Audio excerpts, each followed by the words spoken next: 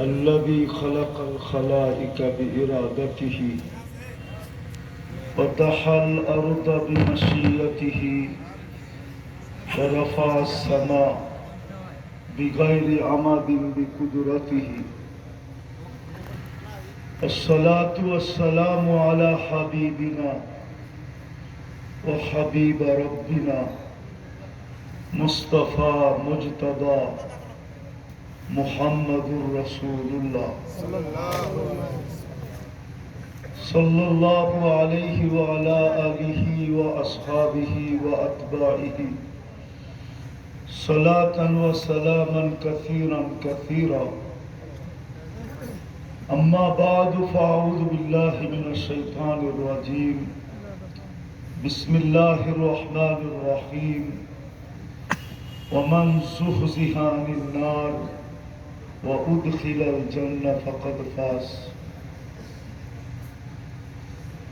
وقال جل جلاله وما الحياة الدنيا إلا متاع الغرور وقال رسول الله صلى الله عليه وسلم إنكم لتموتون كما تنامون تبعثون كما تستيقظون وتحاسبون بما تعملون أو كما قال عليه الصلاة والسلام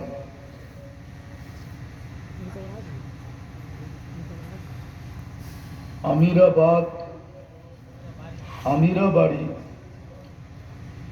মেদারটাক দারুল উলুম মাদ্রাসা কর্তৃক আয়োজিত উক্ত মাহফিলের সম্মানিত সভাপতি, উপস্থিত উলামায়ে কেরাম, এলাকার বিভিন্ন জায়গা থেকে আগন্ত মুসলমান ভাইয়েরা, জানি না এখন শোনার সুযোগ আছে কি নাই, রাত্র 12টা বাজতে চলছে, তারপরেও যদি বাসা বাড়িতে শোনার সুযোগ থাকে তো পর্দার অন্তরালে মা ও বোনেরা, কোরআন হাদিস থেকে যতটুকুই তেলাওয়াত করলাম আশা রাখি একই সামনে রেখে অতি অল্প সময় কিছু কথা রাখবো। কেননা সারা রাত্র ওয়াজ হোক আর ফজরের নামাজ না পড়ি, এরকম ওয়াজ কিয়ামত পর্যন্ত শুনলেও কোনো লাভ হবে না। কেননা এক ফজরের নামাজের দাম এতটুকু যে সারা বছর ওয়াজ শোনার দ্বারাও এটাকে পূর্ণ করা যাবে না। মাইনা নেন, এটাই সত্য কথা। কেননা ফজরের নামাজটা এই উম্মতের জন্য জান্নাতের টিকিট স্বরূপ। এই জন্য আল্লাহ ফজরের নামাজের নামই ভিন্ন দিছেন। কোরআনে আছে ইন্না কুরআনাল ফজরি কানা মাশহুদা। এই জন্য কথা লম্বা হবে না, কিন্তু যতটুকুই কথা হোক সবার কাছে অনুরোধ থাকবে, যদি পুরস্কার নিয়ে যেতে চাই আর চিরাচরিত ওয়াজের মতো যদি শুনলাম আর চলে গেলাম পুরস্কার ছাড়া, তাইলে বলার কোনো প্রয়োজন মনে করি না। পুরস্কার চান তো?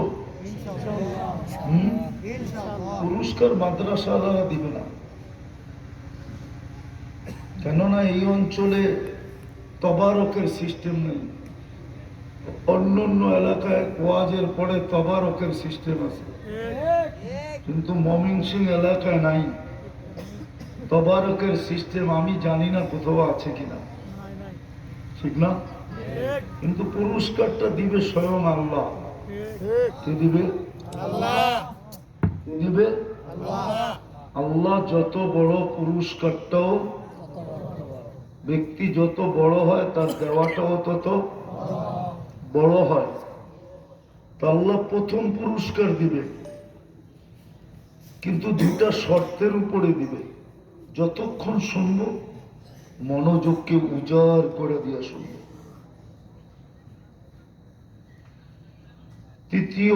দ্বিতীয় পরিবেশটাকে নিঝুম রেখা শুনব, কেননা এটা কোরআনের হুকুম। ইদা কুরিয়াল কোরআন ফাস্তামিউ, কোরআন বা কোরআনী কথা যখনই শুনবে মনোযোগকে উজাড় করে দিয়া শুনবে। আনসিতু, বিলকুল চুপচাপ শুনবে। তখনই আল্লাহ প্রথম পুরস্কার দিবে, ইরজু মগফুরান লাক, যাও তোমার গুনাহ মাফ। এর চেয়ে বড় কি চান? গুনাহ মাফ হলে কোথায় যাবেন? হ্যাঁ, জান্নাতে। ঠিক না? সত্য তো? গুনাহ মাফ হইলেই কোথায়? জান্নাত। চিনেন? জান্নাতের ধারণা আছে? ধারণা তো নাই। জান্নাতের যদি ধারণা থাকতো তাহলে যুবকরা এই স্টাইলে চুল কাটতো কেন? 50 টাকার চুল 500 টাকা দিয়ে কেন কাটতো? জান্নাতের যদি ধারণা থাকতো তাহলে 14 তারিখে ফুল নিয়ে কারাকারি করতো কেন? জিগান না? যদিও কারাকারি করে লাভ নাই, 90 ভাগের বেশি শেখ খায়। জান্নাতের ধারণা যদি থাকতো তাহলে 31st নাইট কেন করতো? জান্নাতের ধারণা যদি থাকতো তাহলে মুসলমানের এই দুরবস্থা কেন হতো? আজকে তো মুসলমানের দুরবস্থা, মনে হয় আপনি বুঝতে পারেন না। দুরবস্থা না, দুরবস্থা না, না মনে হয় অনেকে বোঝে না। দুরবস্থা যদি নাই হইতো তা আপনাকে 2 হাতে কিলাই কি করে? সংখ্যায় তো 200 কোটি। কয়শো কোটি? 200 কোটি বলতেছি আমি, 200 কোটির উপরে। সংখ্যায় তো লগভগ 300 কোটির কাছে। বহু দেশ মুসলমানদের সার্কুলার দেয় না, দুনিয়া চাইনা ফেলবে, ওর দেশে এত মুসলমান। সঠিক তথ্য তো আমাদের প্রতিবেশী দেশই দেয় না,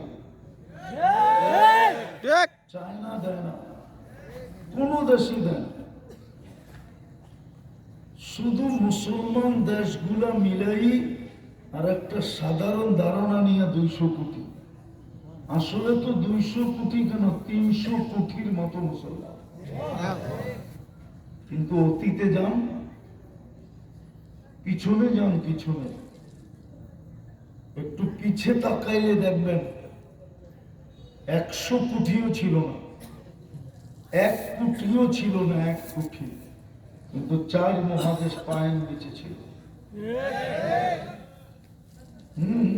ওমর রাদিয়াল্লাহু তাআলার জমানায় 1 কোটি মুসলমান ছিল না।